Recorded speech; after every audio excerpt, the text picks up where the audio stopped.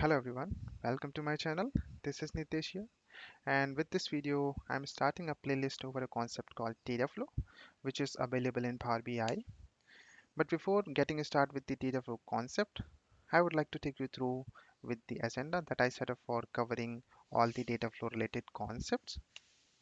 So this is what the agenda that I set up for covering all the Dataflow related concept. And as for this agenda, I'll get a start initially with like what is data flow and why to use that. And after that, we will learn about like how to create a simple data flow in the Power BI service. And once this data flow is created in the Power BI service, we will learn about like how to consume that created data flow either in Power BI desktop or in the Power BI service. And after that, we will learn about like how to modify or edit the existing data flow in the Power BI service. And right after that, we will learn about the linked and the compound table concept, which is available in the data flow.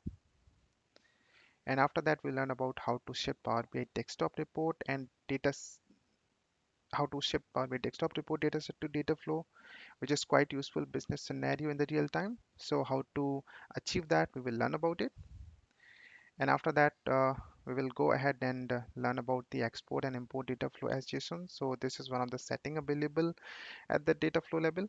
So how to do that, we will learn about it.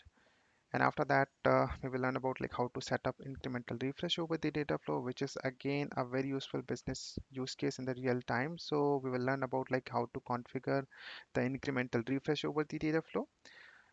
And right after that, we will learn about the enhanced compute engine setting, which is available in the data flow. And there are options available um, inside this particular setting. So we will take a look on those options as well.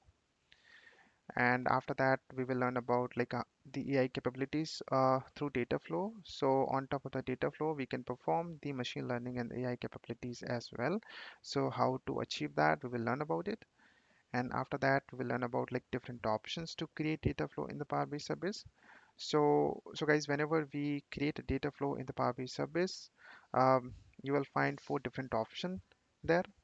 So we'll talk about those four different options or which one to use when. And right after that, at last, we'll talk about the best practices of using the data flow in the real time.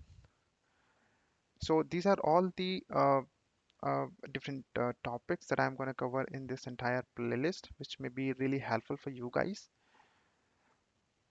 So that's it for this video. In the next video, we'll get to start with the basics of the data flow and its feature and why to use that.